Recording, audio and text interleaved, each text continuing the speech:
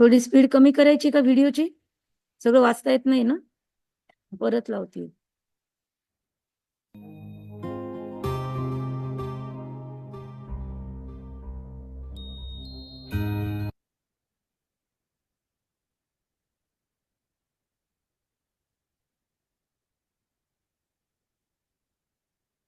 एकोणीसशे 1870 मध्ये सिंध प्रांत, आता ते भारताचं हे झाल्यानंतर डिवायडेशन पाकिस्तानात गेलेले, तिथे एका बालकाचा जन्म झाला. त्याचं नाव ठेवण्यात आलं दादा लेखराज, म्हणजे दादा त्याला नंतर म्हणायचे. त्याचं नाव ठेवण्यात आलं लखीराज बाबू. हं? आणि खूप चांगल्या कुलस्थ घरामध्ये जन्म त्यांनी घेतला. कुलस्थ म्हणजे असं अमीर नाही, परंतु खूप चांगल्या संस्कारावाल्या घरामध्ये. कुल खूप उंच होता, पण वडील हे खूप साधारण असे एक प्रिन्सिपल किंवा टीचर होते एका शाळेमध्ये. म्हणजे शिक्षक होतं त्यांचा पेशा. आणि अ, लहान वयातच त्यांच्या आईचा मृत्यू झाला. वडिलांनी बरेच दिवस त्यांना सांभाळलं. मग वडील मग म्हातारे व्हायला आलेत, मग त्यांनी म्हटलं, की आता मला काशीमध्ये नेऊन सोड. माझा मृत्यू तिकडेच झाला पाहिजे. मग त्यांनी आपल्या वडिलांना बनारसला नेऊन ठेवलं. तोपर्यंत त्याच्या आधी त्यांच्या वडिलांनी, आई नव्हती. मग त्यांनीच त्यांचा सांभाळ केला. त्यांच्या मावशीने त्यांचा सांभाळ केला. आणि त्यांना इकडे-तिकडे असे वडिलांनी एक्सपिरियन्स यावं म्हणून व्यापार करण्यासाठी आधी मुलांना खूप लवकर व्यापाराला लावायचे. त्यांनी शिक्षण घेतलं आणि ते व्यापाराला पण लागले. म्हणजे स्वतःचा व्यापार नाही. इकडे-तिकडे जाऊन काही बाहेरगावी पाठवलं त्यांना. बाहेरगावी जाऊन त्यांना म्हटलं, की "तू एवढे पैसे कमवून आण, म्हणजे पैसे कमवून दाखव." मग ते जिथे गेले तिथे त्यांनी एवढं छान इमानदारीने काम केलं, की त्या समोरच्या माणसांनी त्याला म्हणजे 15 वर्षाचा पगार, 15 महिन्याचा पगार देऊन टाकला एक्स्ट्रामध्ये. एवढं छान त्यांनी तिथे परफॉर्मन्स केलं. एका हिऱ्याच्या व्यापाऱ्याचा किंवा सोनाराचं असं हिऱ्याचा व्यापार असतो ना, ज्वेलरच्या शॉपवर त्यांना नोकरी भेटली. तिथे त्यांनी जॉब केला. तर त्यांना तिथे काय मोठा जॉब नव्हता. जॉब काय होता? चाळणीमध्ये कचरा चाळायचा रात्री. सोनाराच्या दुकानाचा कचरा पण महत्वाचा असतो. तर तो कचरा चाळायचा आणि त्याच्यातून मग काही सापडलं सोनं-गिनं तर ते जमा करून गोळी बनवून आणून द्यायची. तर यांनी रोज एवढ्या मेहनतीने कामं केले आणि एका दिवशी त्यांच्याकडे व्यापारी घ्यायला आला हिरा. तर तो हिरा घ्यायला आला तर त्याला त्यांनी दाखवला हिरा. असं डब्बी उघडून दाखवला तर त्याने म्हटलं, "नाही," म्हणे, "मला याच्यापेक्षा महाग पाहिजे." तर ते म्हणे, "माझ्याकडे एवढा मोठा तर हिरा नाही." तर हा ॲक्चुअली नोकर होते, हे नोकर होते. पण हे जाऊन मध्ये काय म्हटले, पण त्या व्यापाऱ्याचा यांच्यावर विश्वास पण होतं. म्हणून हा मध्ये बोलला, की म्हणे, "अरे नाही," बोले, मतलब आपण ते आणलं होतं ना मध्ये म्हणे एक मोठा हिरा. ते दाखवा ना," म्हणे त्यांना. तर त्याला कन्फ्यूज झालं, की आपल्याकडे नाहीच आहे, असं काय म्हणतोय? मग तो म्हणे, "थांबा मी आणतो," म्हणे. मग त्याने त्याला सूट दिली, की "जा ठीक आहे घेऊन ये." मग त्याने ना काय केलं, हा हिरा घेऊन जातो म्हणे, दुसरा घेऊन येतो. मग तो आतमध्ये गेला, बाहेर आला. त्याने सोन्याची डब्बी उघडली. त्यात एकदम छान व्यवस्थित कापसामध्ये ठेवलेला हिरा होता. त्याने दाखवलं, "हा बघा," म्हणे, एकदम सिस्टमॅटिकली त्याने दाखवला तो हिरा. आणि हा हिरा आहे म्हणे एकदम महत्वाचा, मोठा आहे म्हणे. तर तो लगेच तो व्यापारी तो हिरा घेऊन जातो. आणि मग त्याचं झालं डील झाली त्या याची हिऱ्याची. मग तो मेन व्यापारी जो होता त्यांचा मालक तो बघतच होता. मग तो गेल्यावर तो काय म्हटला, की म्हणजे सोन्याचे पैसे पण आले डब्बीचे, हिऱ्याचे पण पैसे आले. मग तो म्हणे, "ते हा कुठून आणलास?" म्हणे, "तू हिरा?" म्हणे, "तोच हिरा होता. पण तो फक्त मी प्रेझेंटेशन त्याचं वेगळ्या प्रकारे केलं." म्हणजे डोकं लावले त्यांनी आणि तीच वस्तू त्याच माणसाला विकली. त्या माणसाचं काय होती चॉईस? त्याला फक्त हाय-फाय पाहिजे होतं. त्याला काही एवढी जाणीव नव्हती. फक्त काही-काही लोकं असतात ना, हाय-फायच्या नावावर काही पण घेतात. पण यांनी म्हणजे आपल्या प्रेझन्स ऑफ माइंडचा उपयोग केला. तर याची हुशारी बघून मग त्या मालकाने त्यांना बक्षीस पण दिलं आणि त्याला पार्टनर पण बनवलं. आणि त्याने खूप छान व्यापार पण केला. तर असं बाहेरगावी पण त्यांनी जॉब केला. तिथे पण त्यांनी नाव कमवलं, पैसे पण कमवले आणि ते लवकर चालले आले परत. मग नंतर इकडे आल्यानंतर पण त्यांनी आपल्या भावाकडे, म्हणजे काकाच्या मुलांकडे, काकांकडे, सगळ्यांकडे त्यांच्या व्यापारात त्यांना हेल्प केली. व्यापारामध्ये ते कसे होते, त्यांचं मन खूप हळवं होतं. गरिबांसाठी किंवा खालच्या तबक्यांसाठी किंवा जे गरजू आहेत त्यांच्यासाठी यांचा खूप जीव तुटायचा. तर स्वतःजवळ जरी नव्हतं त्यांच्याकडे, तरी मग ते प्रयत्न करायचे. तर त्या दुकानात ते बसायचे. भुसाराचं दुकान असतं ना किराण्यासारखं, तर तिथे ते थोडंसं जास्त माप द्यायचे. तर मग त्यांच्या भावाने बघून घेतलं. म्हणे, "तू तर माझं दुकान उडवून टाकणार," म्हणे. तुला तर दान-पुण्य करायचं तर तुझ्या पैशातून कर." मग त्याने त्याला काढून टाकलं. त्यांचे काका होते एक. तर त्या काकांच्या पिढीवर जाऊन ते काका खूप दान-पुण्य करायचे. मग हे पण त्यांच्यासोबत करायचे. त्यांना बघून-बघून यांना वाटायचं मी पण दान-पुण्य केलं पाहिजे. म्हणून मला खूप पैसा कमवायचा. आणि मग त्यांनी काय केलं, त्यांच्याकडे तर काही नव्हतं. मग ते काय करायचे, घरून बाजरी वगैरे अशा गोष्टी आणायचे, ते विकायचे डोक्यावर नेऊन.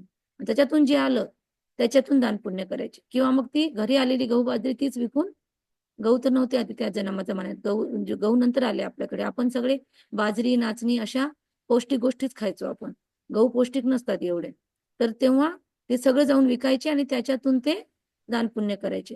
म्हणजे लहानपणापासून त्यांना खूप दातृत्व वृत्तीचे आणि संस्कार खूप श्रेष्ठ होते त्यांचे. सगळ्यांना सन्मान द्यायचा, सगळ्यांना प्रेमाने बोलायचं, इमानदारी, ऑनेस्टी हे सगळे गुण होते त्यांच्यामध्ये. असं नाही की आपण गरिबीतून आलो तर खूप पैसा कमवायचा आणि मग कोणत्याही मार्गाने कमवायचा, असं नव्हतं त्यांचं. आणि लहानपणीच मग वडील पण गेले, आई तर आधीच गेलेली होती. तर एकदम गरिबी पण बघितली, अनाथपणा पण बघितला. आयुष्यातले सगळ्या प्रकारचे दुःख त्यांनी सोसले. तरी सुद्धा ते जमिनीवर होते. नंतर गरिबीतून गरिबी पण बघितली आणि व्यापारी कोणते झाले मग? हिऱ्याचे व्यापारी बनले. म्हणजे एकदम गरिबी पण बघितली आणि हिऱ्याचा व्यापार सगळ्यात उंच व्यापार. घरामध्ये असे कपाटाच्या कपाटं हिऱ्यानी भरलेले. क्वीन व्हिक्टोरिया सुद्धा त्यांची कस्टमर होती. आता पण हिचं एलिझाबेथ क्वीनकडे जे आहे यूकेमध्ये, लंडनमध्ये त्यांचं एक्झिबिशन आहे मोठं. तिथे कोहिनूर हिरा ठेवलेला आहे. तिथेच त्याच एक्झिबिशनमध्ये दादा लेखराजच्या हाताचं, म्हणजे ज्यांचं नाव नंतर ब्रह्मा पडलं, त्यांच्या हातचं बनवलेलं डायमंडचं बक्कल डोक्याला लावतात ते. त्याच्यामध्ये आवाज येतो. तो बक्कल आणखी तिथे ठेवलेला आहे. म्हणजे एवढे चांगले-चांगले त्यांचे कस्टमर्स होते. उदयपूरचे राजा, वेगवेगळ्या जागचे राजे, महाराजे त्यांना खूप सन्मान द्यायचे आणि त्यांच्यासाठी आपलं राज्य दरबार थांबवून ठेवायचे. म्हणजे ते म्हणायचे, की देवाकडनं चूक झाली म्हणे. त्यांना सगळेजण दादा म्हणायचे किंवा कोणी लखीराज बाबू म्हणायचे. दादा म्हणजे सिंधीमध्ये मोठ्या भावाला म्हणतात. सिंध प्रांतात होते ना ते आणि त्यांना दादा म्हणून म्हणजे सन्मानाने बोलवायचे, मोठा भाऊ म्हणून. तर दादा, भगवान से गलती हो गई. राजा उन्होंने आपको बनाना चाहिए था. त्यांचं उंच पुरं ताठा 6 फूटचे होते ते. दिसायला पण एकदम रॉयल आणि बोलण्याची पद्धत, वागण्याची पद्धत खूप रॉयल्टी होती त्यांच्यामध्ये. मॅनर्स खूप होते. तर ते मॅनर्स सगळे तुमच्याकडे आहेत. आम्हाला देवाने चुकीने राजा बनवलंय. सगळे राजाचे संस्कार, क्वालिटीज तर तुमच्यामध्ये आहे, असे लोकं बोलायचे त्यांना. मग ते जेव्हा पार्टी ठेवायचे आपल्या घरी, तर ते एकदम सात्विक भोजन द्यायचे. त्यावेळेस लोकांमध्ये मांस, मदिरा हे दिलं म्हणजे पार्टी मोठी. तर हे कधी नाही द्यायचे. त्यांचे मोठे-मोठे व्यापारी येवो किंवा ब्रिटिशर्स येवो, कोणी येवो, ते कोणाला त्यांच्यासाठी आपले मूल्य नाही सोडायचे ते, की बाबा हे लोकं आले, मग यांना यांच्यासाठी खाऊ घालायचं. जसं म्हणजे आपण कसं नाही लावायचं म्हणजे नाही लावायचं काही फालतू गाणे, आपण कसं करतो. तर ते मूल्य त्यांनी ते आपले जोपासले. तर ते लोकं म्हणायचे, "दादा आपकी पार्टी तो फीकी रही." त्यांचे कस्टमर म्हणायचे. कारण की दारू-बिरू नाही भेटायची, नॉन नाही भेटायचं. तर ते म्हणायचे, "तुम आप मुझे क्या देते हो?" लोकं त्यांच्याकडनं हिरे घ्यायचे. लोकं काय द्यायचे त्यांना? "आप मुझे कागज के नोट देते हो, मैं आपको क्या देता हूँ? मैं आपको हीरे देता हूँ. तो इसीलिए मैं अभी भी आपको हीरे ही दूंगा." तुम्ही मला खालच्या लेव्हलची गोष्ट देताय. मी तुम्हाला मोठ्या लेव्हलची गोष्ट देतोय. मी नेहमी मोठं देणं शिकलेलो आहे. त्यामुळे तुम्हाला सात्विकच भेटणार माझ्याकडे आलं तर. असले ते उत्तर द्यायचे. म्हणजे कॉन्फिडन्स खूप होता.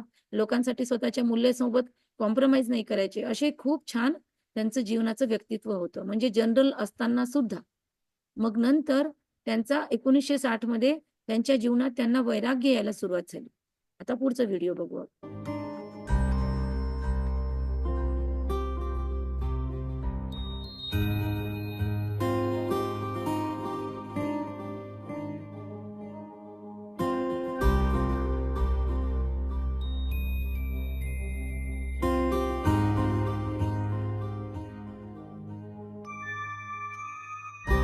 आता पण त्यांची दुकान कराचीच्या मेन मार्केटमध्ये आहे.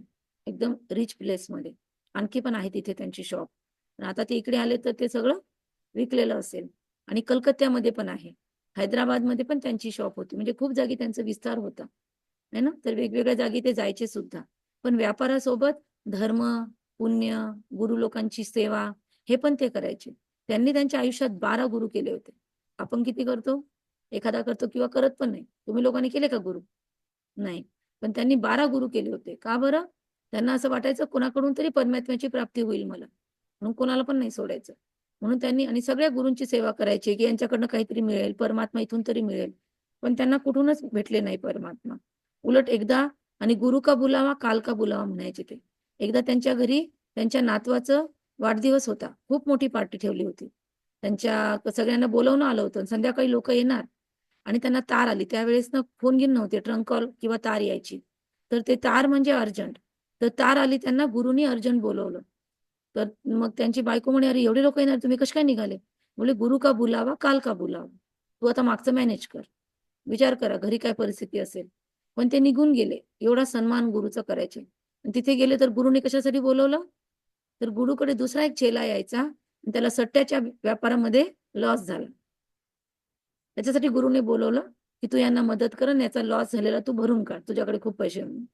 मग तेव्हापासून त्यांचा गुरुवरचा विश्वास थोडा म्हणजे अशा लोकांना मदत करण्यासाठी गुरुने बोलवलं. आणि जेव्हा गुरुकडे असे लोकं येतात, तर लोकं असा व्यापार करतात कसा? सट्ट्याचा बिझनेस करतातच कसा? गुरुने त्याला ज्ञान द्यायला पाहिजे ना, त्याचा उद्धार करायला पाहिजे ना. म्हणजे अशा आता तुम्ही विचार करून घ्या. त्यांनी याच्यावरनं मग त्यांचा थोडासा विश्वास कमी झाला, पण त्यांनी अपमान नाही केला.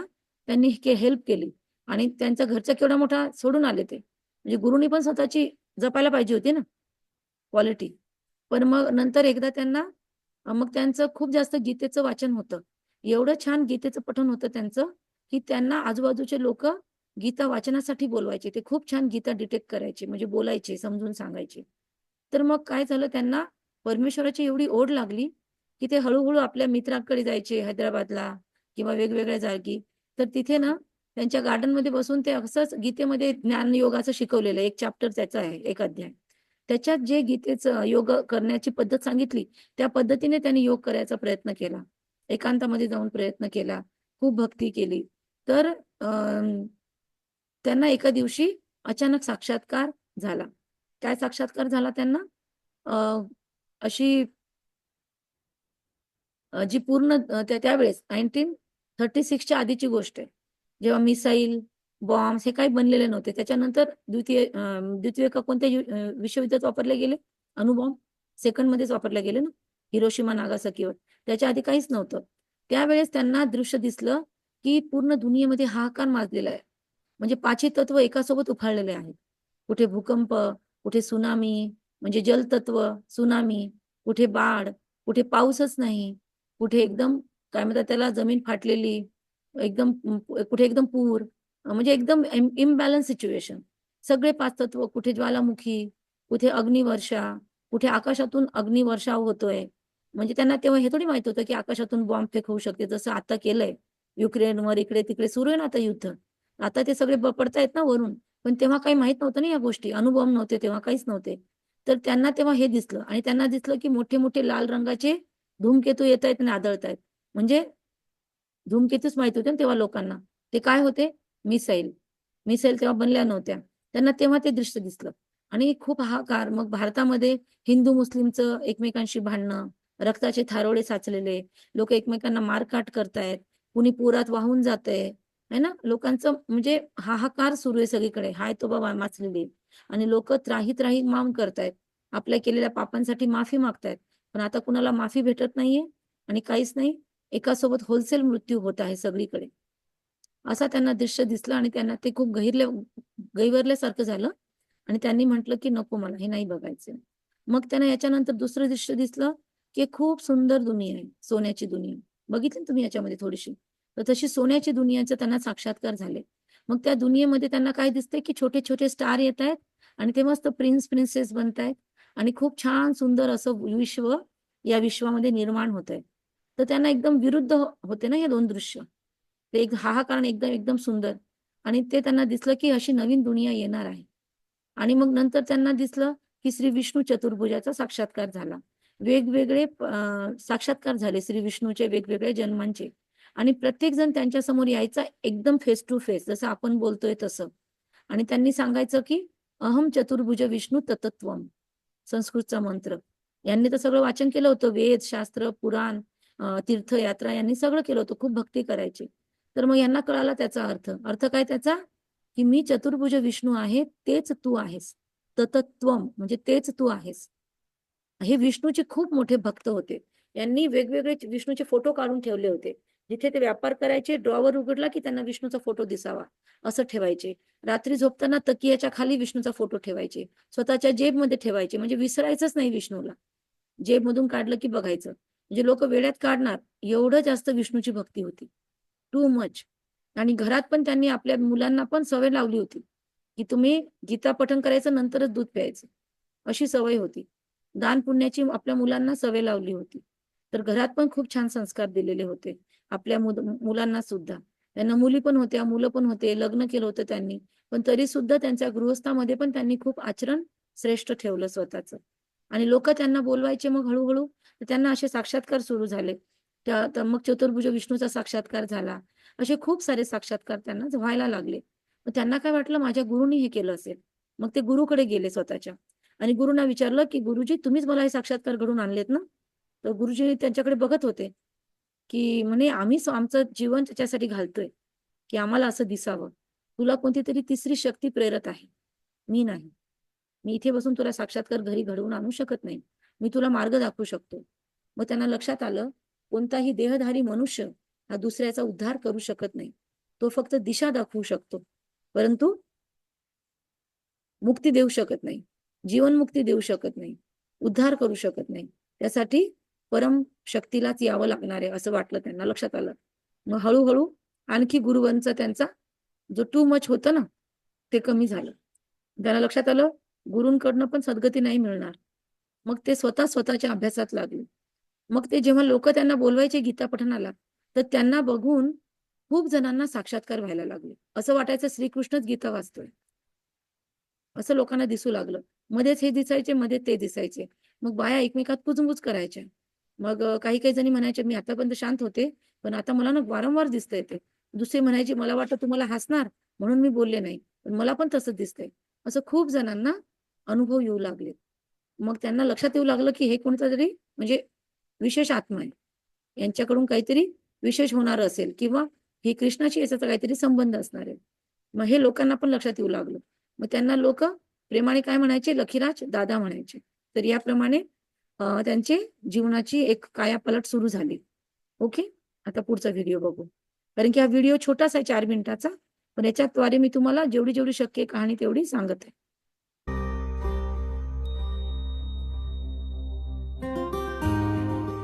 हे बघा ब्रिटनचे, उदयपूरचे, नेपाळचे क्वीन क्वीन आहे, राजा महाराजा आहे. हिऱ्याचे ताज घालतात ना ते. त्यांचा आधीचा ड्रेस होता.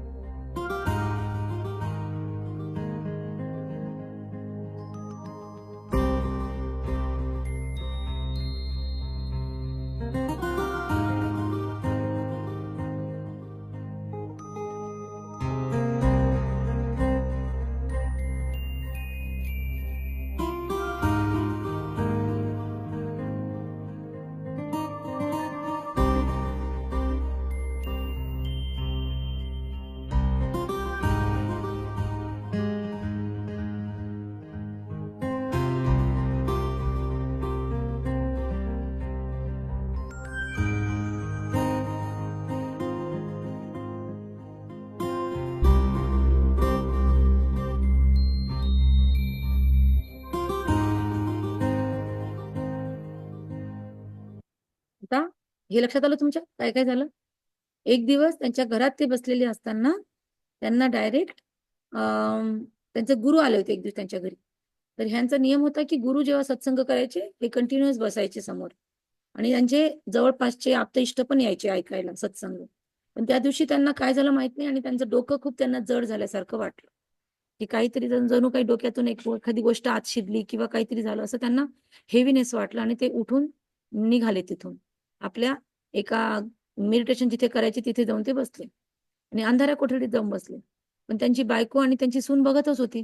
बायकोचं नाव होतं यशोदा आणि त्यांच्या सुनेचं नाव होतं राधे. ओके. आणि त्या सुनेची पण स्टोरी त्यांचे बुक्स आहेत. तुम्हाला वाचायचे असल्यानंतर तेव्हा मी तुम्हाला देईल. त्यांचे स्पेशली 2 बुक्स आहेत. तर जीवन कहाणी पार्ट 1, पार्ट 2. जीवन पलटाने वाली अद्भुत जीवन कहाणी. तर त्या जीवन कहाणीत खूप डिटेलिंग आहे. मी जेवढं-जेवढं आठवते तेवढे तुम्हाला शॉर्टमध्ये सांगते. तर मग त्यांची सून आहे ना ती पण खूप मोठ्या घराण्याची होती. त्यांनी तेव्हा तिला चॉईस केलं की माझ्या मुलासाठी ही छान आहे. तर त्याच्या मुलांनी काय म्हटलं, त्यांच्या सुनेच्या भावाने म्हटलं की म्हणजे ते खूप रईस होते. तर त्यांनी खूप ऐट दाखवली की माझी बहीण तुमच्या घरात येईल तर तिला गालिच्यावरनं म्हणजे तिच्या पायाखालून गालिचा निघाला नाही पाहिजे. राइट? आणि ती खूप याच्यामध्ये राहिलेली आहे, श्रीमंतीत राहिलेली आहे.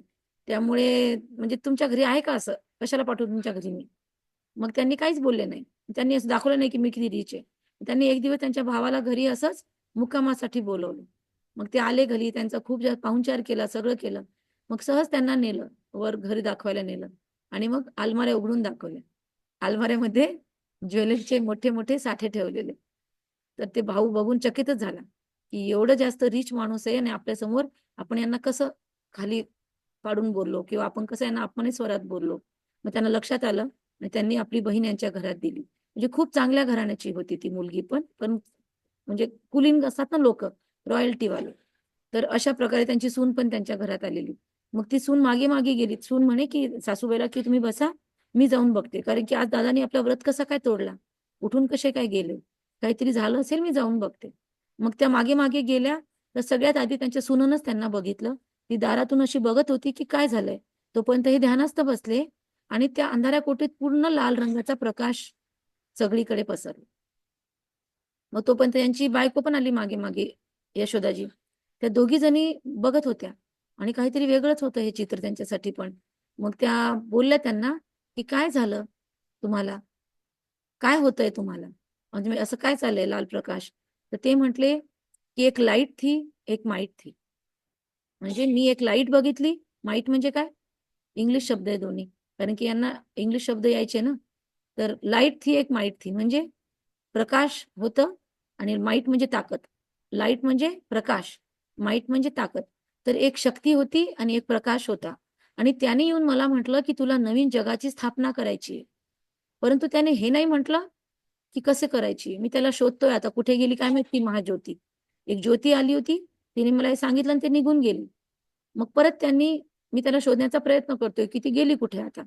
मग कारण की ते किती दिवसापासून तेच करत होते ना प्रयत्न परमात्म्याला भेटण्याचा.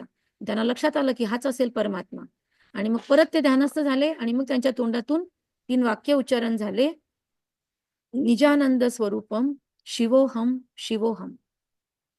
अ, आनंद स्वरूपम ज्ञान स्वरूपम शिवोहम शिवोहम. ओके.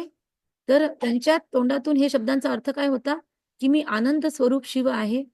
मी ज्ञानाचा सागर शिव आहे आणि प्रकाश स्वरूपम शिवोहम शिवोहम म्हणजे मी स्वतः शिव आहे. जो तुझ्या भ्रूमध्यामध्ये येऊन बसलेलो आहे आणि मला नवीन जगाची स्थापना करायची आहे. त्यासाठी मला तुझं शरीर उधार पाहिजे म्हणजे लोन पाहिजे तुझ्या शरीराचं. कारण की मला माझं शरीर नाहीये. त्यामुळे मला तुझा आधार घ्यायचा आहे. असं त्यांनी म्हटलं आणि हेच शब्द त्या दोघींनी ऐकले. मग हे पूर्ण तिथे आलेलेच होते ना घरचे लोकं. तर त्यामुळे आजूबाजूचे नातेवाईक वगैरे. त्यामुळे ही बाब खूप लवकर पसरली आणि मग काय व्हायचं मग रोजच त्यांच्या शरीरात अवतरण होत होतं. त्यांना नव्हतं लक्षात आलं की परमात्मा येतोय म्हणून. त्यांना फक्त लक्षात यायचं की काहीतरी माझ्याद्वारे नवीन घडतंय आणि ते रोज बसायचे आणि ध्यानात जायचे आणि मग त्यांच्याद्वारे वाणी चालायची म्हणजे ज्ञानाचे वेगवेगळे गुह्य रहस्य परमात्मा उद्गत करू लागला, बोलू लागला आणि सगळे समोरचे ऐकायचे. पण तेव्हा जसं आपण आता 7 डेज कोर्स करतोय, असा 7 डेज कोर्स वगैरे काहीच नव्हता तेव्हा. आणि तेव्हा खूप जास्त हे पण होतं म्हणजे कर्मकांड आणि पंडित लोकांनी आपल्याच हातात ठेवलेलं होतं ज्ञान. साधारण माणूस करू शकत नव्हता, आहे ना? स्त्रियांना अधिकार नव्हता शास्त्र वाचण्याचा, संन्यास घेण्याचा. पुरुष बायकोला, मुलांना सोडून तसंच चालले जायचे वाऱ्यावर. पुरुषांना काही पण अधिकार होते. 2-2 बायका, 4-4 बायका ठेवण्याचा, मारहाण करायचा. परंतु स्त्रियांना खूप दाबून ठेवलेलं होतं. स्त्रियांची अवस्था खूप दयनीय होती. स्त्रियांना खूप विचित्र ह्युमिलिएशनची वागणूक होती. अशा परिस्थितीत परमात्मा आले आणि तेव्हा मग खूप स्त्रिया येऊ लागल्या, खूप पुरुष येऊ लागले, परिवारचे परिवार येऊ लागले ते सत्संग ऐकायला. कारण की इथे लोकं यायचे, हे ध्यानात जायचे आणि काय करायचे ते ओमाचा ओम शब्दाचा उच्चार करायचे सगळेजण मिळून. कारण की यांना माहीत नव्हतं ना योग कसा करायचा. असं जसं मी तुम्हाला शिकवलं, व्हिडिओ असं थोडी होतं तेव्हा काही. सायन्स एवढं नव्हतं. तर तेव्हा ते फक्त बसून ओमचं उच्चारण करायचे आणि एवढी दीप ध्वनी लावायचे, की सगळे साक्षात्कारात जायचे. मग कुणाला कृष्ण दिसायचं, कोणी डान्स करायचे कृष्ण सोबत, कुणी असं ध्यानस्थ बसायचे, असे वेगवेगळे प्रकार व्हायचे. मग लोकांना लक्षात आलं की इथे गेलं की ध्यान लागतं, इथे गेलं की साक्षात्कार होतो. मग लोक आपल्या मुलांना पाठवायला लागले, स्वतः येऊ लागले, त्यांचा सत्संग वाढायला लागला आणि त्याचं नाव पडलं ओम मंडली, कारण की ओमचा उच्चारण व्हायचा तिथे. ठीक आहे, आलं लक्षात एवढं? हळूहळू सत्संग मोठा होत गेला आणि जास्तीत जास्त तिथे स्त्रिया येऊ लागल्या. हे तर खूप म्हातारे होते ना, 65, 60-65 वयाचे होते. पण मग त्यांचे सगळे ओळखीचे सगळे लहान-लहान मुली यायला लागल्या. कारण की श्रीकृष्णाची भक्ती आणि स्त्रियांना खूप जास्त मानहान, सन्मान नाही आणि इथे परमात्मा वंदे मातरम स्त्रियांना खूप पुढे करायचा. त्यांना ज्ञान देण्यासाठी ट्रेनिंग द्यायचं. तर हे सगळं बघून स्त्रिया खूप यायच्या. कारण की त्यांच्या मनात दुःख खूप साठलेलं होतं. त्यामुळे सुख शोधण्यासाठी, परमात्म्याशी कनेक्शन करण्यासाठी स्त्रिया पण जास्त यायच्या. त्यामुळे मग पुढे काय झालं, हळू विरोध पण सुरू झाला. सुरुवातीला साक्षात्कार झाले वगैरे, वगैरे लोकांनी पाठवलं. पण मग काय झालं, इंग्रजांनी तेव्हा आपल्या भारतीय लोकांना फॉरेनमध्ये न्यायला सुरुवात केली. गुलाम बनवून पण न्यायला सुरुवात केली किंवा त्यांची कामं करायला न्यायचे, थोडेफार पैसे द्यायचे, पैशाचं लालच दाखवायचं, त्यांचं चरित्र पूर्ण बिघडून टाकायचं. वेश्याकडे त्यांना पाठवायचं. नंतर नॉन-व्हेज खाऊ घालायचं.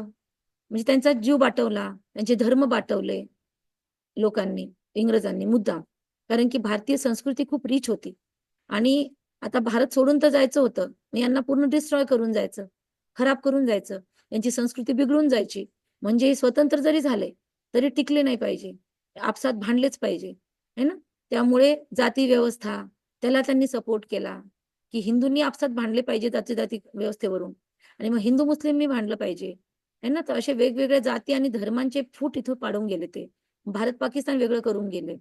तर असे त्यांचं ते नेचरच होतं आणि तसंच मग इथे ते लोकं मग खूप दिवस तिकडे जायचे बिझनेस करायला आणि मग घरी येऊन स्त्रियांवर अत्याचार करायचे.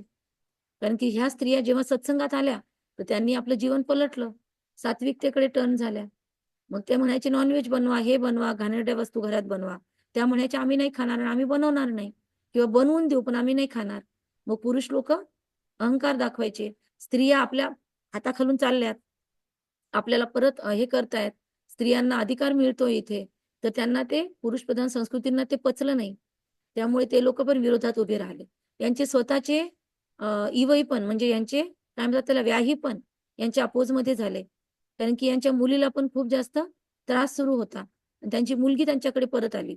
त्यांची मुलगी पण इथे येऊन ज्ञान ऐकायला लागली. तर त्यांचे सासरे खूप चिडले. त्यांनी पण यांच्या अगेन्स्टमध्ये आधी चांगले होते ते. पण त्यांना लोकांनी भडकवलं, की बघा तुमची सून पण जाते असं-तसं आणि मग त्यांना भडकवलं आणि मग त्यांनी पण त्यांना ब्रह्माबाबाच्या अपोझिट केलं. मग त्यांचं नाव परमात्म्याने दादा लेखराज पासून बदलून प्रजापिता ब्रह्मा ठेवलं. का बरं? कारण की प्रजापिता ब्रह्माच्या माध्यमातूनच परमात्मा संकल्पाद्वारे सृष्टीचं निर्माण करतो. ठीक आहे? त्यामुळे परमात्म्याने ब्रह्माला संकल्प दिला, की तुला नवीन सृष्टीचं निर्माण करायचं आहे ना, ते स्टार्टिंगला तेच बोलले होते ना. पण मी कसं करू हे नाही सांगितलं. राइट? तर त्यांनी संकल्पाद्वारेच त्याचा निर्माण करण्यासाठी याला नेमलं. कारण की त्याला स्वतःचं शरीर तर नाही आणि मग निवडला पण कसा माणूस? म्हातारा. ज्याला सगळं अनुभव होतं. गरिबीचं पण अनुभव, श्रीमंती पण खूप दाट. नंतर म्हातारपणामुळे खूप अनुभव आलेले. लोकांचा पण जनसमुदायामध्ये पण खूप इज्जत, लोकांशी पण चांगला व्यवहार, म्हणजे सगळ्या गोष्टीचा अनुभव ज्यांना जीवनात आलेला आहे. मग काय म्हणतात अनाथ पण होते. ते सगळे त्यांना अनुभव आले. त्यामुळे अनुभवी व्यक्तीला परमात्म्याने निवडलं. त्यामुळे तुम्ही बघा देवी-देवतांमध्ये सगळे देवता तुम्हाला वेगवेगळे दिसतात. एकदम क्लीन शेव दिसतात. कुणाला तरी पांढरी दाढी दिसते का? दाढीच नाहीये, दाढी-मूछच नसते देवतांना. एकदम क्लीन शेव. हॉर्मोन एकदम बॅलन्स. हॉर्मोनल इम्बॅलन्समुळे आपल्या इथे पुरुषांना दाढी येते, आहे ना? स्त्रियांचे केस वाढतात, पुरुषांचे छोटे करतो आपण. पण हॉर्मोनल बॅलन्स झाला तर दोघांचे शरीर सेम राहतात. राइट? तर त्याच्यामुळे अ, आणि तिथे इक्वल असतं.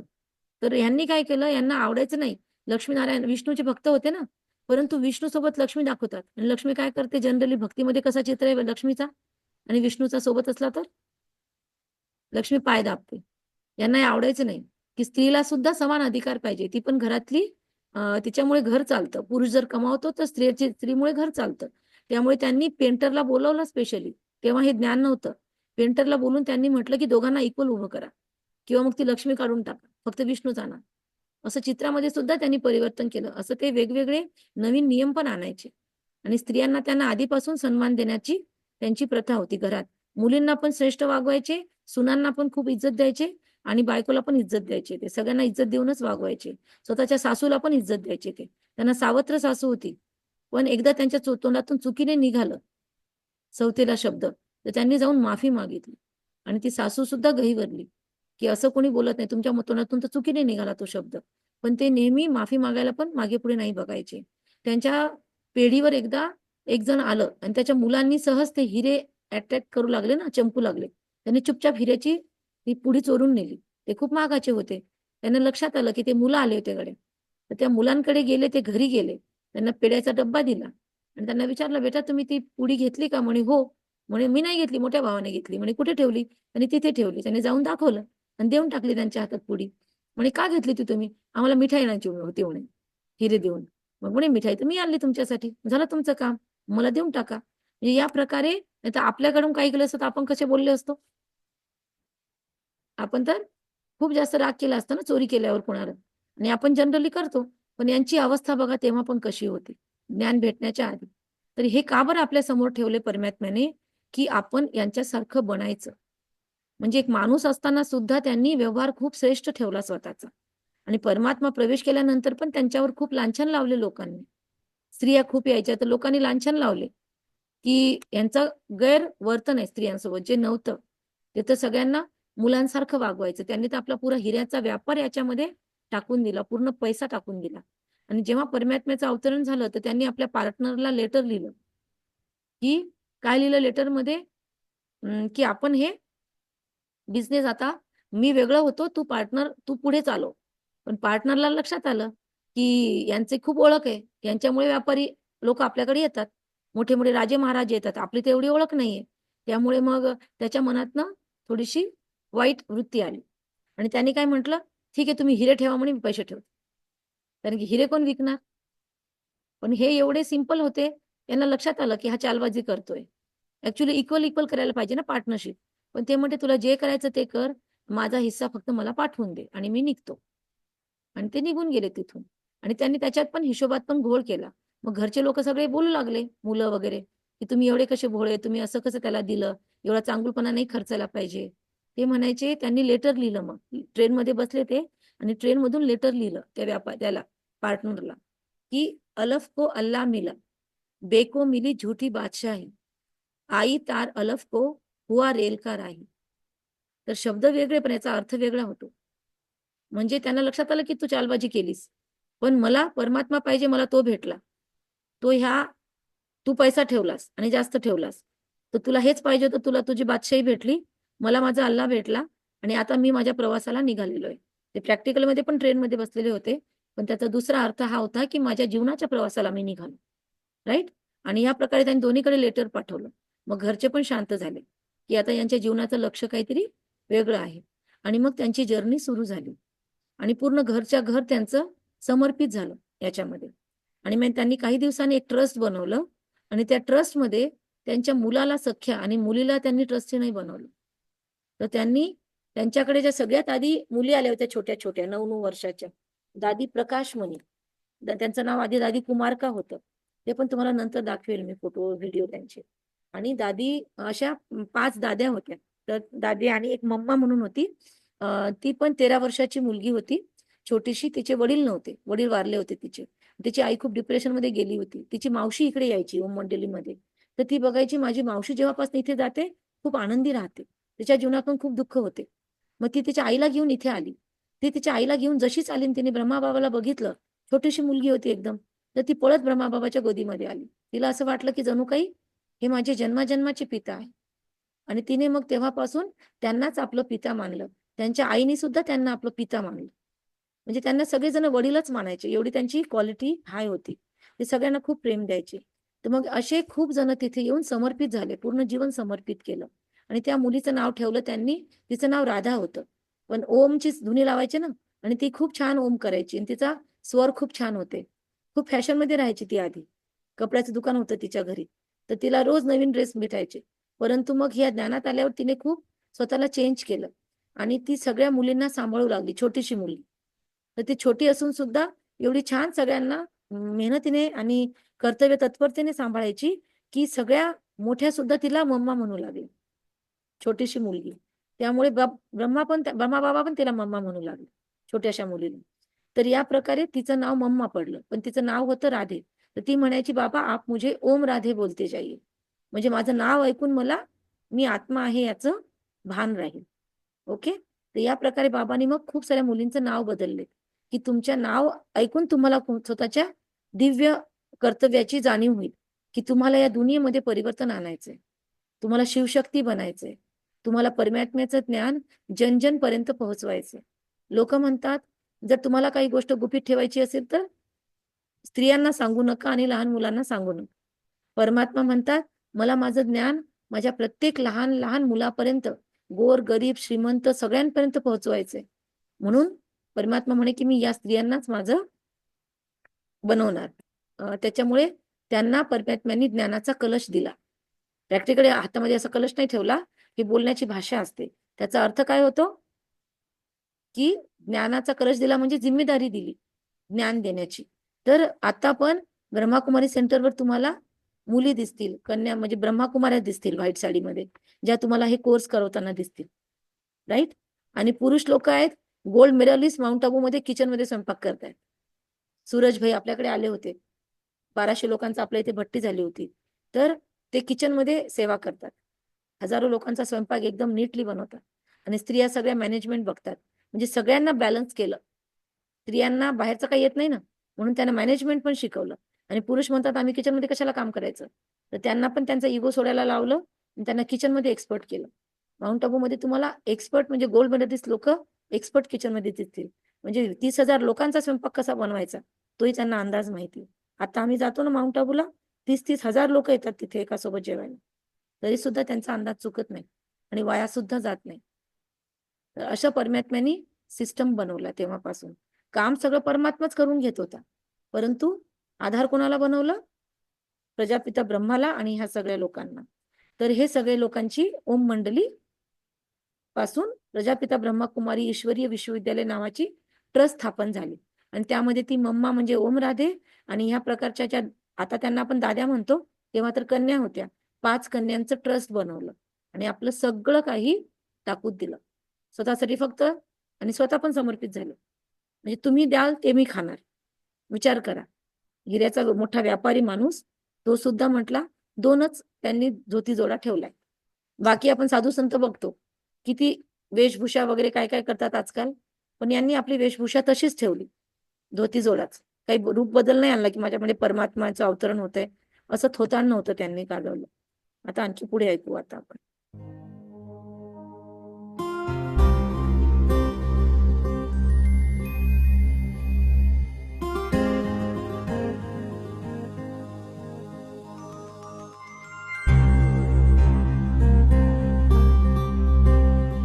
आठ महिने, 5 दादे आणि 3 दुसरे.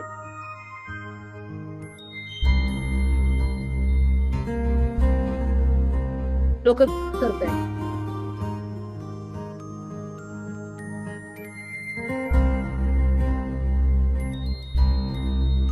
मग यावेळेस त्याच्या तिथे त्यांना खूप मारहाण पण करायचे. हे लहान-लहान मुलं यायचे रोज क्लास ऐकायला. त्यांना सुद्धा हे बघा बाहेर उन्हात उभं केलंय सगळ्यांनी. मोठे-मोठे लोकं तिथे बसलेत. याला पिकेटिंग म्हणतात. हे खूप झालं तेव्हा. भारत-पाकिस्तान एकत्र होतं. त्या मुलांना जाऊ द्यायचं नाही. पण ते मुलं छोटे-छोटे मुलं चिडले नाही, रडले नाही आणि त्यांना खूप जणांनी आमिष दाखवलं, हे खाऊन घे, ते खाऊन घे. शांत उभे राहिले ते तिथे. तर त्यामुळे लोकांना बघून आश्चर्य झालं, की एवढ्या छोट्या मुलांमध्ये एवढी कशी काय क्वालिटी आली, सहनशीलता आली. नाहीतर लहान मुलं किती चंचल असतात, धिंगाणा किती घालतात. पण हे एवढे कसे म्हणजे सेन्सिबल झालेत. त्यांना बघूनच लोकांना लक्षात आलं, की ही साधारण संस्था नाही. आपण जे ऐकलं ते कुणीतरी आपल्याला भरवलंय, चुकीचं भरवलंय. आणि मग त्यांना सगळ्यांनी सांगितलं, की मागे घ्या तुमचा हा पिकेटिंग म्हणजे उपोषण, धरणा. यांना जाऊ द्या ऐकायला. किती वेळापासून तुम्ही यांना भर उन्हात उभं केलंय. हे मुलं बिमार पडले तर कोणावर येईल? आणि मग लोकांनी पिकेटिंग मागे घेतली आणि त्यांनी माफ्या सुद्धा मागितल्या. तर असे खूप प्रकार झाले. म्हणजे परमात्म्याला सुद्धा लोक सोडत नाही. त्यामुळे चांगल्या मार्गावर त्रास खूप होतो.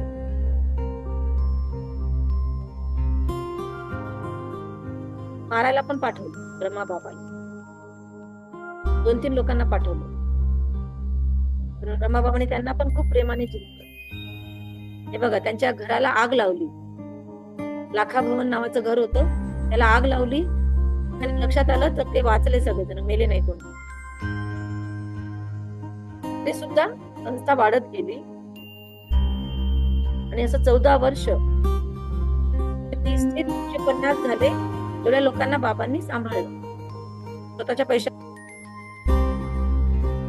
आणि शेवटी 1950 मध्ये मधून ते 1950 मध्ये परमात्म्याचा संदेश आला की आता तुम्हाला जायचंय.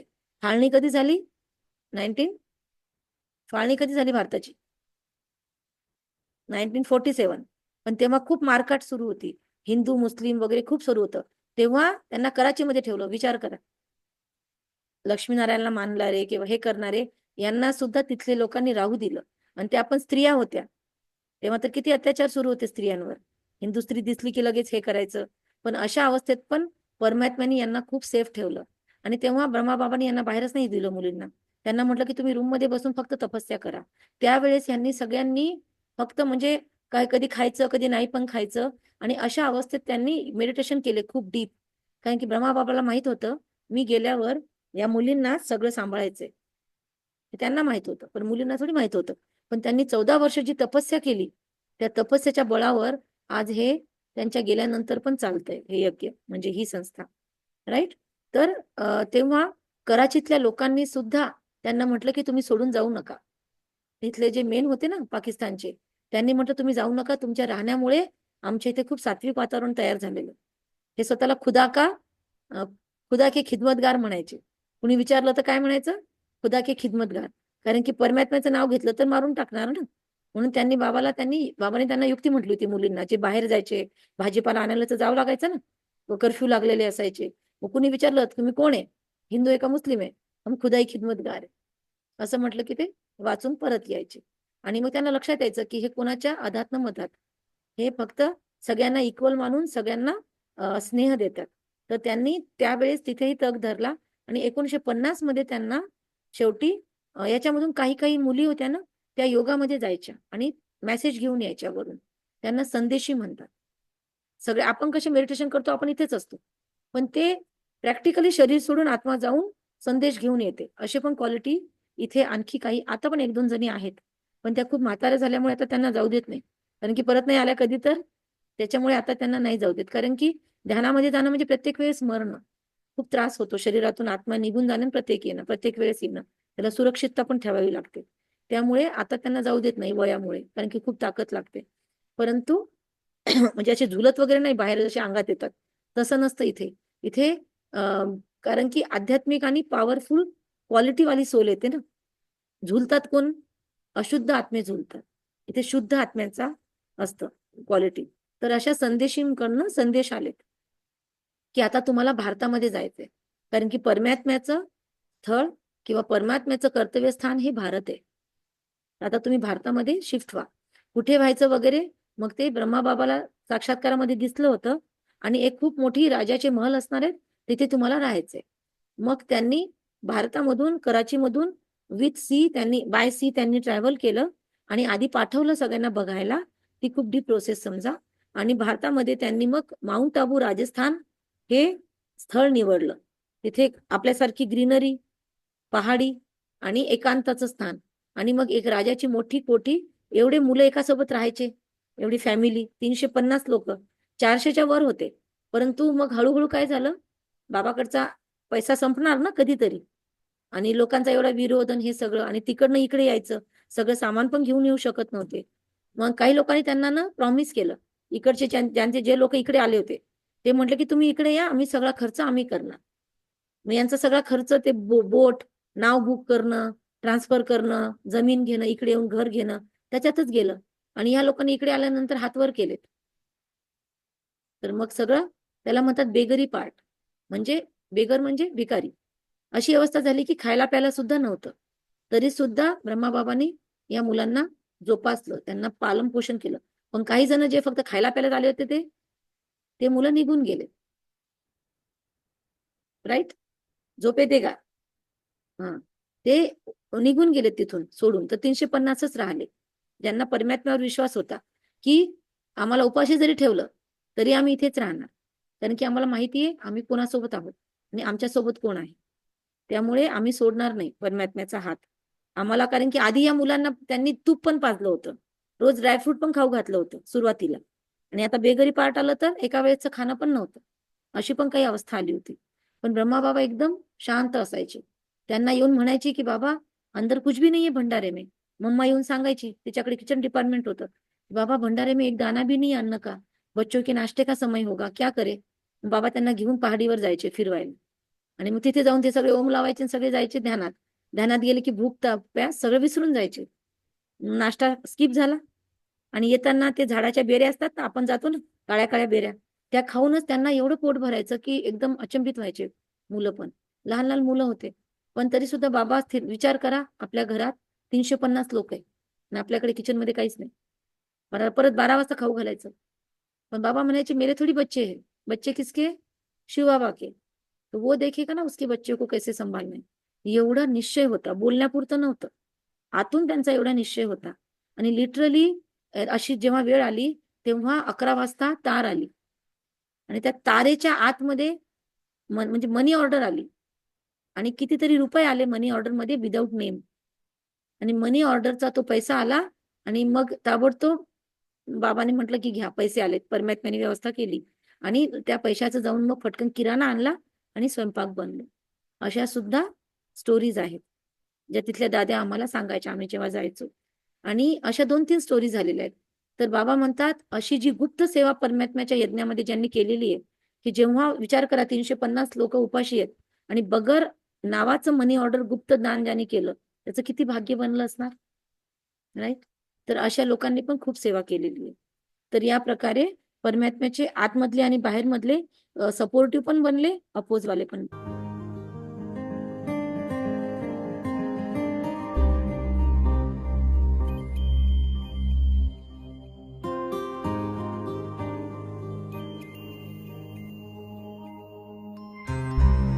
या सगळ्या सिंपल सिंपल माता होत्या, खूप शिकलेल्या नव्हत्या, पण त्यांनी फॉरेनर्सची पण सेवा केली. ती मधली मम्मा आहे. आणि एक मिनिट, हे ही दादी प्रकाश, ही दादी प्रकाश मनी, त्या मम्मा आहेत, त्या वेगवेगळ्या दाद्या आहेत, खूप तपस्विनी, खूप पावरफुल. आणि हळूहळू ब्रह्माबाबांनी काय केलं, या सगळ्यांना म्हटलं की तुम्ही इथे नाही राहायचं. ऑनलाईन वाल्यांना माझा आवाज येतोय का?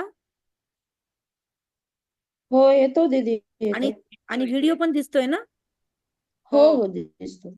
तर ब्रह्माबाबांनी काय केलं, मग सगळ्या जणांना ब्रह्माबाबाशी खूप प्रेम, मग सगळ्यांना वाटायचं सोडून जायचंच नाही यांना आपण. पण बाबा म्हणायचे आता मी म्हातारा झालो, मी नाही फिरू शकत. आता तुम्हाला बाबांनी ज्ञान दिलं ना परमात्म्यानी, तर तुम्ही शिवशक्ती झाल्यात. तुम्ही तपस्या पण केली, आता तुमची टेस्ट व्हायला पाहिजे. तुम्ही जिथून आल्या तुमच्या घरीच जा, ज्या लोकांनी तुम्हाला विरोध केला, आणि तिथेच जाऊन परत त्यांना ईश्वराचा परिचय द्या. लिटरली त्या दोघींचे ग्रुप बनवले आणि सगळ्यांना वेगवेगळ्या गावात पाठवलं आणि तिथे तिथे मग सेंटर उघडले. त्यांनी आपल्या तपस्येच्या बळावर, आपल्या आचरणाच्या बळावर, प्रेमाच्या बळावर लोकांची मनं जिंकली आणि तिथे परमात्म्याचे सेंटर उभारले. जसं आपण कसं सेंटर छोटंसं काढलं, तर असे छोटे छोटे सेंटर काढले आणि मग अनेक लोकांना परमात्म्याचा परिचय द्यायला सुरुवात झाली, की आपल्या सगळ्यांचा परमात्मा, ज्यांना आपण गीतेमध्ये बोलवलंय, कितीदा बोलवलंय आपण व्रत उपवास तप करून, की तुम्ही या परमात्म्याला. आपण काय म्हटलं, पतित पावन आहो. आता तो आलेला आहे, आता त्याला ओळखावं लागेल, स्वतःच्या जीवनामध्ये परिवर्तन करावं लागेल. तर त्याच्यासाठी मेडिटेशन करा, तपस्या करा, स्वतःच्या जीवनामध्ये आचरणामध्ये डिफरन्स आणा. घरदार सोडून पळायची गरज नाहीये. फक्त कोणाला जायचं होतं, घरदार सोडून कोण गेले, ज्यांना घरी खूप मारहाण होती, प्रॉब्लेम क्रिएट केले, मग त्यांनी तर घर सोडून जावंच लागलं, नाही तर त्यांची जीव घेतले होते घरच्या लोकांनी. मग परमात्मा त्यांच्या सगळ्यांच्या घरच्यांची परमिशनने लेटर लिहून काही काही स्त्रिया समर्पित झाल्या, काही पूर्ण फॅमिली समर्पित झाल्या. समर्पित म्हणजे पूर्ण जीवन देऊन टाकणं, म्हणजे ब्रह्मचारिणी असणं. आणि काही जण आपल्या घरी राहूनच, जसं आम्ही सोडलं का सगळं, आपल्या घरात पण सगळेजण फॉलो करतात, पण आम्ही सगळं म्हणजे व्यवहार करून आपलं कार्य सांभाळून लग्न कार्य सगळीकडेच आम्ही जातो. तर घरात राहून सुद्धा या ज्ञानाचा फॉलो करतो. नियम वगैरे आम्ही सगळे फॉलो करतो. पण आम्ही गृहस्थात राहतो. आणि काही जण ज्या दीदी येतात आपल्याकडे, त्यांनी पूर्ण जीवन समर्पित केलंय. त्यांचे आई वडील त्यांच्या घरी राहतात. राईट? असे 2-3 प्रकारचे इथे सगळ्या प्रकारचे लोक आहेत. यात तुम्हाला काही सोडायचं नाही. तुम्ही युथ आहात. तुम्हाला या ज्ञानाचा उपयोग स्वतःच्या जीवनात स्वतःचे मूल्य जोपासण्यासाठी करायचे, स्वतःचं कॉन्सन्ट्रेशन वाढवण्यासाठी करायचे, स्वतःचं चरित्र निर्माण करण्यासाठी करायचे. कारण की तुम्ही सगळे देशाचे प्रॅक्टिकली बोलण्यासाठी नाही, तर प्रॅक्टिकली तुमच्या आधारावर देश बनणार आहे. तुमच्यामधून एक एक जे ऑफिसर बनणार आहात, कोणी डॉक्टर बनेल, कोणी इंजिनियर बनणार आहे, तर तुमच्या सगळ्यांच्या द्वारे जी सेवा होणार ती इतर डॉक्टर, इंजिनियर, इतर गव्हर्नमेंट सर्वंटपेक्षा हाय क्वालिटीची व्हायला पाहिजे. इमानदारी आणि मूल्य जे जात आहेत भारतीय व्यवस्थेतून, ते तुम्हाला परत स्थापित करायचे. आणि ती ताकद तुमच्यामध्ये कधी येणार? जेव्हा तुमच्यामध्ये मेडिटेशनची पॉवर येईल. तर त्या बळावर तुम्ही संघर्षामधून पण नवीन विश्व निर्माण करू शकता. एकेकामध्ये एवढी पॉवर आहे. एका ब्रह्माबाबाने एवढं केलं, तर आपल्यामध्ये पण तीच पॉवर आहे ना. जसं म्हणतात ना, आइन्स्टाईनकडे जे ब्रेन आहे तसंच आपल्याकडे आहे. फक्त वापर आपल्याला करायचा आणि तो आहे ना आपल्यासोबत प्रत्येक वेळेस. तर याच्यासाठी तुम्हाला हे ज्ञान घ्यायचे, बॅलन्स ठेवायचे. तुमचं आता काय आहे? तुमची ड्युटी काय आता? स्टडी करणं, स्टडीमध्ये नंबर 1 आणणं, क्वालिटी स्टडी करणं, पूर्ण झोकून देणं त्याच्यामध्ये, सोबत सोबत स्वतःचं चरित्रही निर्माण करणं. राईट? कारण की आज यूथमध्ये खूप जास्त अभ्यासासोबत चरित्रहानी, म्हणजे IITian जिथे आहे तिथे खूप ड्रग्सचा वापर. मग तुम्ही बघा कोटा फॅक्टरी, खूप जास्त स्ट्रेस, खूप जास्त ड्रगचा वापर, स्ट्रेस असल्यामुळे, खूप जास्त खालच्या दर्जात, मग खूप जास्त अफेअर आहे ना. लिव्ह इन रिलेशनशिपमध्ये स्टुडंट राहतायत आणि अभ्यास करतायत, म्हणजे चरित्र पूर्ण डाऊन आणि अभ्यास करण्याचा प्रयत्न. आधी काय होती भारतामध्ये? गुरुकुल व्यवस्था. ब्रह्मचर्यामध्ये राहून मुलं अभ्यास करायचे आणि मग 25 वर्षानंतर मग लग्न करायचे. 25 वर्षापर्यंत स्वतःचं शिक्षण पूर्ण करायचे. आता शिक्षणाच्या आधीच स्वतःचं शील गमावून बसतात युथ. तर तुम्हाला स्वतःचं शील सांभाळायचंय. स्वतःचं यौन अवस्थामध्ये जे तुमचं ताकद आहे ती तुम्हाला सांभाळायची आहे आणि ती सांभाळून तुम्हाला स्वतःचं एज्युकेशन पूर्ण करायचं. त्याची तुम्हाला वेगळी ताकद मिळणार आहे. आणि मग जेव्हा तुमचं वय होईल तेव्हा लग्न करा, तुमचा संसार करा, परंतु चरित्रवान, मूल्यवान पद्धतीने. ते लक्षात येते? त्यासाठी हे ज्ञान तुम्ही घ्यायचंय. मग विदेशात पण सेवा सुरू झाली. हे पहिले जापानमध्ये गेले. बघा किती कमी लोक आहेत. आता तर 30,000 येतात. हे माउंट आबूचं मेन आहे. इथे जाते ना माउंट आबूला. बघा सगळ्या धर्माचे लोक बसले.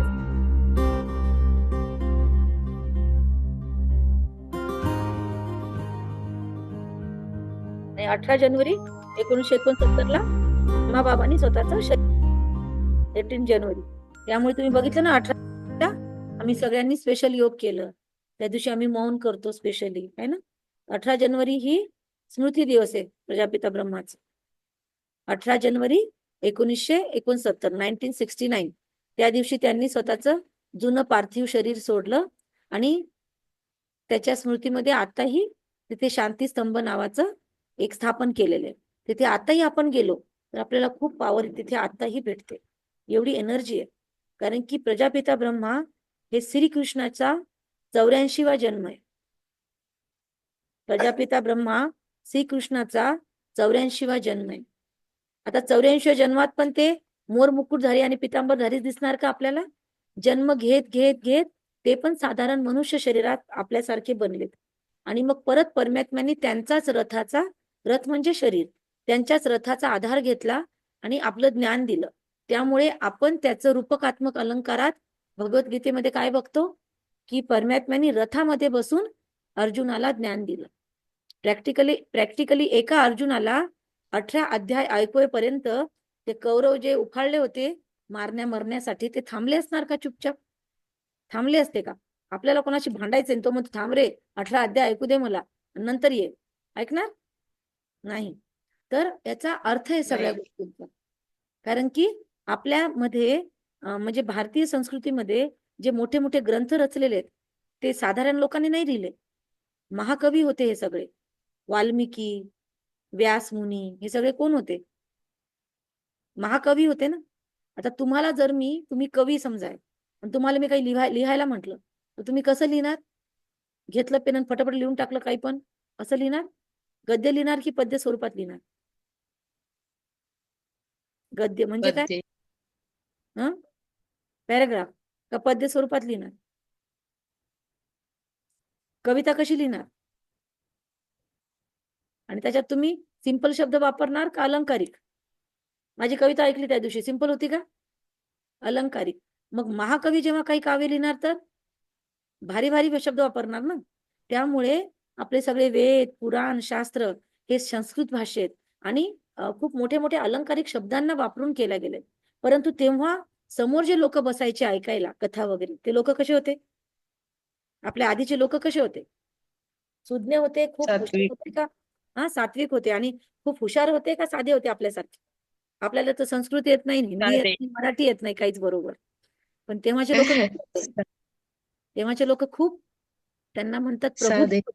प्रबुद्ध, साधे नव्हते. प्रबुद्ध म्हणजे खूप बुद्धिवान. त्यांचं स्वतःचं खूप वाचन होतं. त्यांच्या समोर ते वाचायचे. आणि आपण काय केलं, जसं आपण घटना नाही बदलली ना, तसं आपण आपले शास्त्र पण अपडेट नाही केले. साधारण लोकांसमोर पण तेच शास्त्र सुरू आहेत आपले. त्यामुळे आता फक्त आपण स्टोऱ्या लक्षात ठेवतो. त्याच्यामधून काय सारांश होता, ससा आणि कासव आठवतं आपल्याला, पण त्याच्यातून ऐकायचं काय होतं आपल्याला? की अहंकार नाही करायचा, आपली मेहनत कंटिन्यू सुरू ठेवायची कासवासारखी. त्याच्यासाठी ससा आणि कासवाची स्टोरी सांगितली आली होती ना. पण आपल्याला ससा राहिला आठवण, काठव पण आपला कासव पण आठवण राहिला, परंतु त्यांच्या स्टोरीचं सारांश आठवण राहिलेत का आपल्याला? तर ह्या सगळ्या जे महाकाव्य होते त्याच्यामधून आपल्याला सारांश लक्षात घ्यायचं होतं. तसं परमात्म्याने प्रजापिता ब्रह्माच्या रथामध्ये बसून आपण सगळे अर्जुन, अर्जुन म्हणजे काय? आपण सगळे अर्जुन नावाचं खूप छान पुलं यांचं आहे, वपू काळेचं, वाचा तुम्ही कधीतरी पुस्तक, आपण सारे अर्जुन. तर अर्जुनचा अर्थ काय आहे?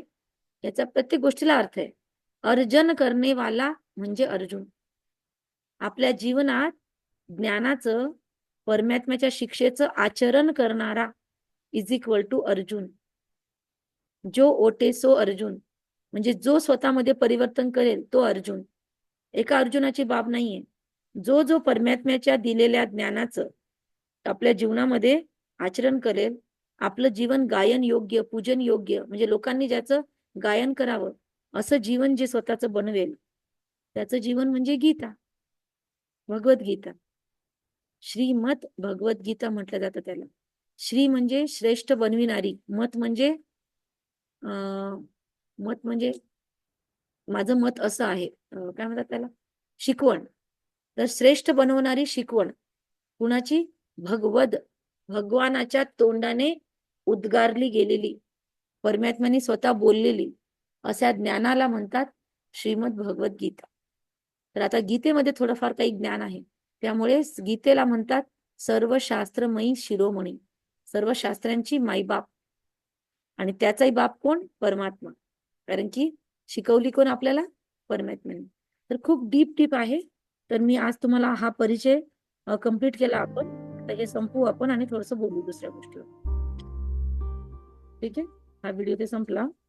आता दुसरं एक दाखवते तुम्हाला.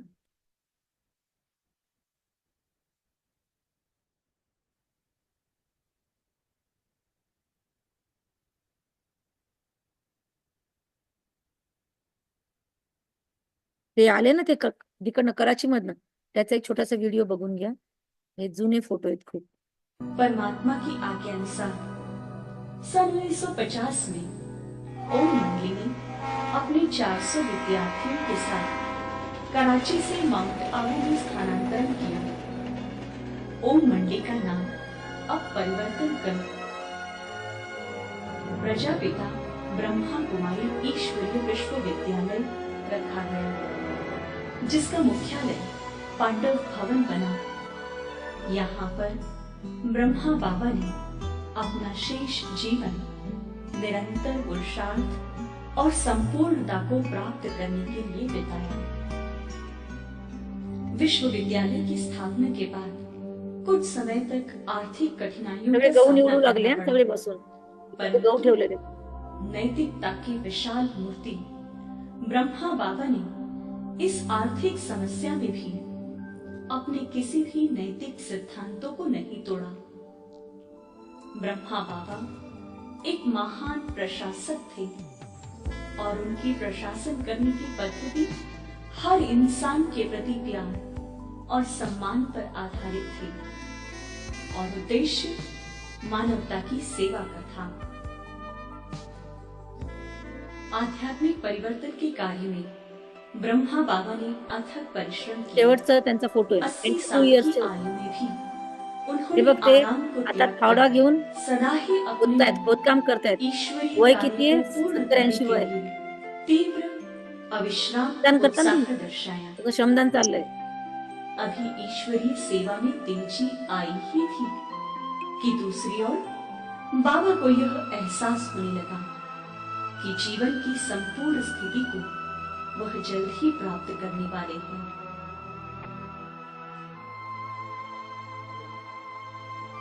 18 जनवरी 1969 की रात को जो उन्होंने आखिरी प्रवचन दिया, बाबा ने कहा, बाबाचा कमरा आहे। बच्चों, निराकारी, निर्विकारी और निरअहंकारी बनकर। बाबा ने कहा कि निराकारी अपने को निराकारी आत्मिक स्थिति में स्थित करो। सभी विकारों, अहम भाव और देह अभिमान का त्याग करो। रात्रि प्रवचन के कुछ ही मिनटों के बाद बाबा ने हे अपना शांत यह नश्वर शरीर छोड़ दिया और सारी जिम्मेवारियां उन्होंने दीदी मनमोहिनी जी और दादी प्रकाशमणि जी को सौंप दी ताकि वह इस ईश्वरीय सेवा के विशाल क्षेत्र में दादी प्रकाश और अनुभवी बन सके। आणखी एक फोटो आहे तो नंतर जिन बच्चों चांगला व्हिडिओ पण आहे। और त्या संस्था दादी के साथ गुलजार आहेत। उनका इतने सालों से नजदीकी संबंध रहा, उन सब को छोड़ते वक्त हे उनके प्रति एअरफोर्स मध्ये होते तनिक मात्र भी हिरवेर भाई, आता हे गेले लगाव न आताच था। इतक्यात या महिन्यात। यही उनके प्यार और वैराग के समन्वय का सबूत था। शरीर के बंधन में रहते जो कार्य बाबा को करना था वह संपन्न कर अब बाबा ऊंची आकारी स्थिति में स्थित हो गए। बाबा अब फरिश्ता बन गए और सेवा करने की विधि में अब कई गुणा क्षमता बढ़ गई। फरिश्तों की दुनिया से वह फरिश्ता अब परमात्मा के साथ साथ सारी दुनिया की मनुष्य आत्माओं को ईश्वरीय ज्ञान, पवित्रता और शांति दे रहे हैं। ओम शांति।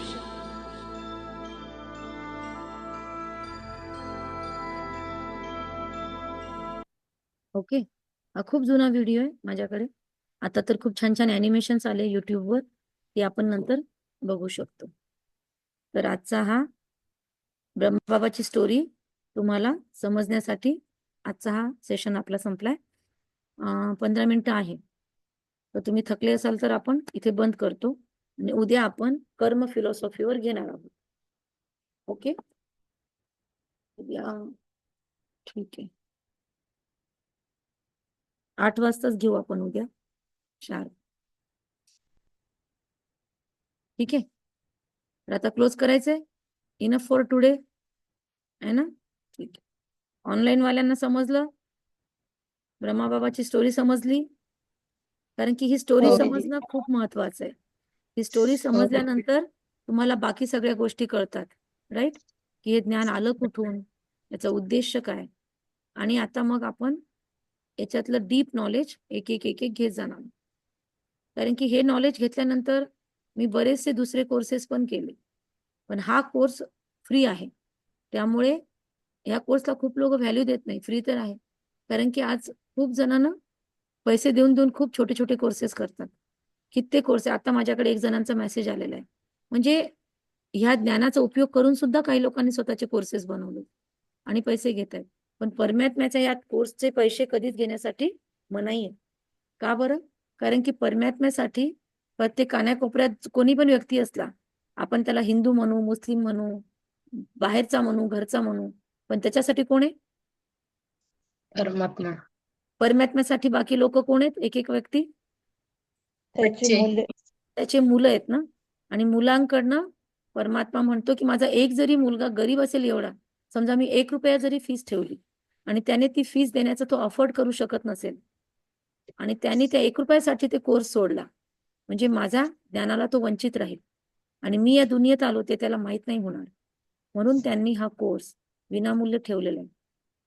नाहीतर एवढे वेळ, एवढे दिवस कोणीच कुणासाठी आजकाल आजच्या दिवसात फ्रीमध्ये घालत नाही. त्यामुळे खूप कोर्सेस मी स्वतः केलेत. लाखो रुपये खर्चून मी हीलिंग शिकले. पण सगळीकडे मी बघते कुठे ना कुठे या कोर्सला लोक वापरतात. कर्म फिलॉसॉफी सगळ्यात आधी इथेच सांगण्यात आली. आज कर्म फिलॉसॉफी लोक पण सांगतात. परंतु लक्षात येतं ओरिजिनल ते ओरिजिनल, राईट? पण परमात्मा कोणाशीच हेवादेवा करत नाही. कारण की तो म्हणतो सगळेजण माझ्याकडेच येऊ शकत नाही. सगळेजण ब्रह्माकुमारीजकडनं नॉलेज घेणं शक्य नाही. त्यामुळे कोणी कोणत्याही माध्यमाने जर करत असतील तरी चालतं. फक्त माझ्या मुलांपर्यंत हे ज्ञान पोहोचलं पाहिजे. त्यामुळे आता कुंभमेळ्यामध्ये खूप मोठा स्टॉल लावलेला आहे, जिथे खूप साधू संन्यासी सगळे येत आहेत.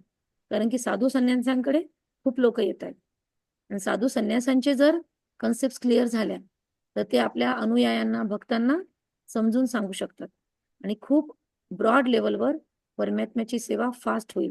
कारण की आता वेळ खूप कमी आहे. 1936 पासून परमात्म्याचं हे कार्य सुरू आहे. प्रजापिता ब्रह्मा आले, ते पण गेले. नंतर दादी गुलजार, ज्या तुम्हाला म्हटलं ना, दादी गुलजार जी आहेत, त्यांचे मी एक एक व्हिडिओ दाखवेल वेळेनुसार. तर त्यांच्याद्वारे पण परमात्म्याने, मग नंतर ब्रह्माबाबा गेल्यावर त्यांच्याद्वारे आतापर्यंत मुरली महावाक्य परमात्म्याचे चाललेत. आता त्या पण चालल्या गेल्या 2 वर्ष आधी. महाशिवरात्रीला त्यांचं पण त्यांनी शरीर सोडलं. इथे मृत्यू शब्द नाही वापरत, शांत झाले असं म्हणतात. त्या पण शांत झाल्या 2 वर्ष आधी. सगळ्या दाद्या निघून गेल्यात. आता फक्त एकच दादी आहे. त्या पण आता 100 वर्षाच्या वर आहे, राईट? त्यामुळे आता त्या नावाला फक्त आहेत, त्यांना फक्त जपणं चालू आहे की एक मोठं कोणीतरी राहावं म्हणून. त्यामुळे आता खूप शेवटच्या क्षणाला आलेलं आहे आणि विश्वाचा पण आपण बघतोय गुप्तमध्ये खूप कुठे काही काही चाललेलं आहे. न्यूजवाले सगळं काही आपल्याला दाखवत नाही. एकीकडे ग्लोबल वॉर्मिंगने काय म्हणतात, सगळ्या पहाड्याच्या पाड्या विरघळू लागल्यात, बर्फ वितळू लागलेले, म्हणजे खूप जागी काही काही होतंय. अशा अवस्थेत स्वतःची मानसिकता सांभाळणं, स्वतःचं लक्ष क्लिअर ठेवणं हे खूप महत्वाचं आहे, राईट? त्यामुळे आजूबाजूच्या परिस्थितीमध्ये स्वतःला सांभाळणं खूप महत्वाचं आहे. आणि हा परिवर्तनाचा काळ मोठा आहे. म्हणजे असं म्हणतात की 100 वर्षाच्या काळामध्ये हे परिवर्तन होतं. तर 1936 पासून आता किती काळ लोटलेला आहे, आता थोडासाच काळ राहिलेला आहे. तर या काळात आपल्याला स्वतःचे कामं पण करायचे, ते पण सोडायचे नाही. शिक्षण पण घ्यायचंय, ते पण सोडायचं नाही. पण प्रत्येक कार्य त्याच्या आठवणीत करायचं, एवढंच याचा सारांश आहे. आणि कर्म फिलॉसॉफी का बरं समजायची, जी आपलं उद्याचं परवाचं लेक्चर आहे? त्याच्यामुळे कोण आपल्यासोबत कसं वागतं, आपल्यासोबत असंच का होतं, त्याचा अर्थ आपल्याला कळतो आणि आपण ते स्वीकार करतो. स्वीकार केल्यानंतर लाईफ खूप इझी होते.